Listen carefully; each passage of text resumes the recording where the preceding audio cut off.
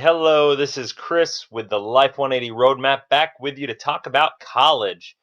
College is one of the greatest wealth transfers that a family is going to have. In fact, a lot of times people will wind up having more money go through their college expense than they have go through their household. And the challenge with that is that a lot of parents that I run into think that they're going to be able to sidestep or avoid a lot of these college expenses, and the reality is if you want your child to go to college, there's virtually nothing you can do to avoid incurring some sort of expense. So what I want to do is walk you through this presentation and talk to you about the fact that it's impossible to plan for college if you don't fully understand it. In fact, it's impossible to plan for anything you don't fully understand. So let's get into, I guess, going through this and talking about the intricacies, the ins and outs of college planning. And right now, college expenses are increasing at 5 to 8% annually, and it's getting more and more challenging for families to afford college, and it's getting more and more challenging for students who, after they graduate college, to find a job because the economy isn't where it used to be, and the incomes that students are getting once they graduate college are stagnating, and college expenses are increasing at a rate that's anywhere from 2 to 3 to 4 times the rate of inflation. So it's really hard. The average state school increase is at 8%, and the average private school rate of inflation is 5%. And so it's those numbers right there basically tell you that something has to give eventually. But the challenge is that we don't know when that's going to happen, when something's going to give, if prices are going to come down, or if regulations on financing and funding for college are going to change. But this is one of the biggest challenges that people have is the cost of attendance for a state school. Average state school is 21,000. The average private school is 42,000. Now that includes all the tuition, room, boards, and all the other miscellaneous costs that go with it. But if you look at a family that has a couple students, you're looking at a real big impact on your future standard of living, your future retirement savings, your maybe you have to get another job, whatever. There's a lot of impact that a $344,000 potential expense could have. So it really warrants avoiding this massive wealth transfer, because you don't need to spend that kind of money. In fact, as part of the roadmap program, we have an affiliate with, we run an organization called College Planning 180, and we're actually including a webinar that normally is hard to get a hold of, and it will teach you the ins and outs. This is going to be a very summary view. If this is something that you want a lot more detailed information on, go watch that webinar for sure. But before you get into making any of your college plans, there's a couple things that you need to know.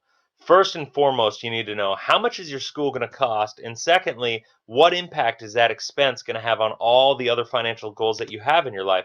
You got to think about your retirement. You got to think about, if you have more than one child, more than one student, what is the impact on the first student's education going to have on the cost, and how you're going to pay for the second student's education. And then lastly, what's the impact going to have on your lifestyle, on your current lifestyle, because it can be seriously drastic. The question I want to ask you is, if what you thought to be true about financial aid turned out not to be, when would you want to know? Most of the time the answer I hear is, well, as soon as possible. And here are a lot of the things that I find a lot of people think to be true, but simply are not completely accurate. First and foremost, a lot of people think that their income is too high to qualify for financial aid. That is very seldomly the case, and typically there are things that people can do when qualifying for financial aid.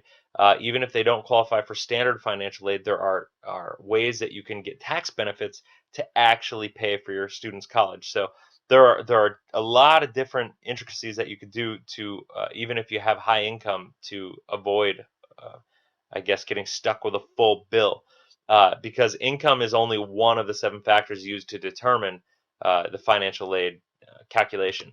Now, the second one is that private schools cost more than state schools, and that's true from a sticker price, but you should never, ever, ever pay sticker price for a school. The reality is private schools have a lot more money to offer in the form of grants and in-house financial assistance than state schools do. So That's a big benefit. A lot of people think that if they have a lot of debt, it's going to help their financial aid. And the reality with that is that your debt load has nothing to do with your ability to qualify for financial aid. The only thing that has to do with anything is income, assets, and there's a whole calculation, but debt is not integrated into that calculation. And so those three things are really three areas that people get it wrong when thinking about college planning.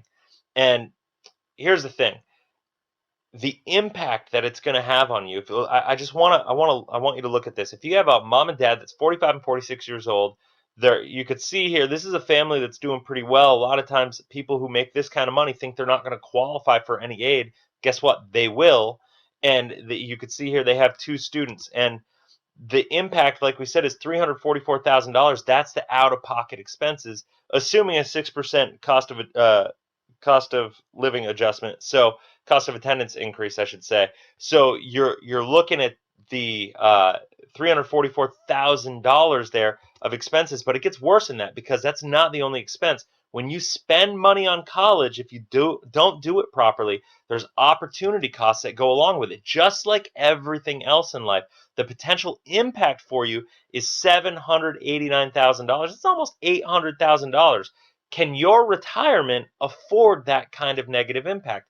For most people, the answer is no, and that's just something that if you can't afford that, we have to figure out a way to make it so, yes, if you want your students to go to college, we can still get them there, but it's not a matter of how much. We want to avoid not just saving for college, but we want to help you save on college. And that's the whole point to the College Planning 180 webinar that you're going to have access to.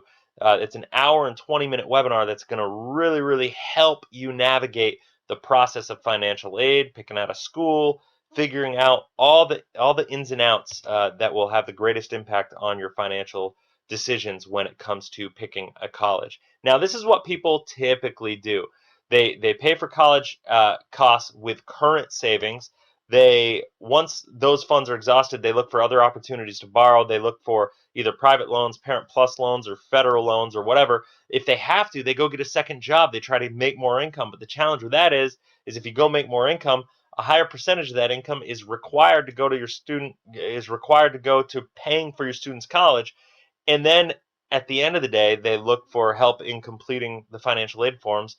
And once you go through this approach, it's kind of backwards. What we recommend people to do is for people to slow down to learn, because it's really not that complicated. It's a process, it's a lot of work, but it's not super complicated. So the first things first, you got to apply for financial aid. You want to do this as soon as you can in your student's senior year. That's January 1st. You can apply for the FAFSA as quickly as possible. You want to make sure you do that.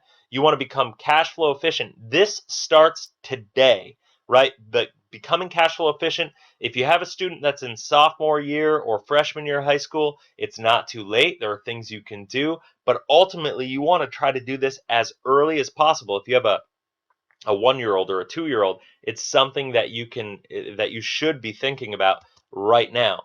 Credit opportunities. You want to look at the borrowing sources available to you. That will change on a year-to-year basis potentially, because the regulations and the loans that are available, those can change on an annual basis. So you want to make sure that you're staying up to date with those and kind of keeping your finger on the pulse for what's going on in the borrowing world for college.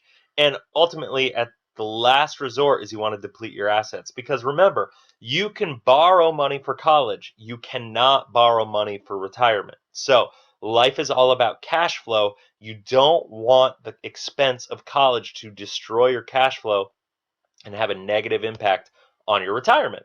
And so without proper planning, this is some of the stuff you could potentially miss out on.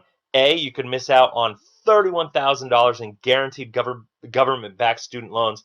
That's potentially greater than the cost of 1 year of attendance, which is pretty phenomenal. And when a government-backed loan like that, that's a guaranteed access to that money if you handle your finances properly. And what that can do based on opportunity cost, assuming a 5% rate of return on your investments, is if you could save that 31,000, that could be an extra $138,000 on its own in additional funds for retirement. So that's something to really take into consideration. Now, what's the next step? What are we doing here? Well, you'd be really, really wise to make sure that you calculate your out-of-pocket expenses. You also have to be aware of the type and the amount of help that you expect to get from your target colleges. Because remember, I said that private schools have more resources than state schools. It's not a matter of the sticker price, it's about your net cost of attendance, right? Your out of pocket cost, and that's what you want to watch this webinar for. You want to learn to make sure that you pay as little out of pocket for college. You should never ever pay sticker price. That's all I can tell you without getting too deep into this in this slide right here, but you need to make sure that you focus on that. Only with an accurate projection, I should say, of true out-of-pocket expectations can you accurately assess your ability to pay for college, the impact paying for college has on your other financial goals like retirement and lifestyle, and the best financial approach for you. Because what a lot of people typically do is they put money in their 529 account. They put money there, they just start saving, and they put that money away, and they don't realize the impact that their income, that their assets, that the way they save in their college planning account, because most people think planning for college is just putting money into a 529 account. There could be nothing further from the truth. So I want you to watch out for that, and I want you to be aware of those pitfalls. And so that's it for this. I'm telling you, this is just an intro, right? If you want this is literally an hour and 20-minute webinar. If you have students, if you have kids, and you're really thinking about the most effective and efficient way to pay for college, this is something you need to think about. If you have young kids, probably you don't need to worry about this right away. Your biggest concern immediately is to get rid of your toxic debt and pay all that down. But this is something that you definitely want to be thinking about, and you want to keep it on your radar, and you don't want to wait, because I'm telling you, it will sneak up on you. I cannot tell you how many people I help that have kids in freshman year, sophomore year, junior year of high school, and that's when they start thinking like, oh, I got to think about college. And man, at that point in time, a lot of the times it's so late that it takes a lot of drastic measures and movements to be able to make it work. And they lost a lot of opportunities. So the younger your children are, the more power you have on your side, the more time you have on your side to implement a strategy that can not only help you save for college, but that can help you save on college. So I hope that helps. Until next time, live abundantly, live efficiently, live life 180. Take care.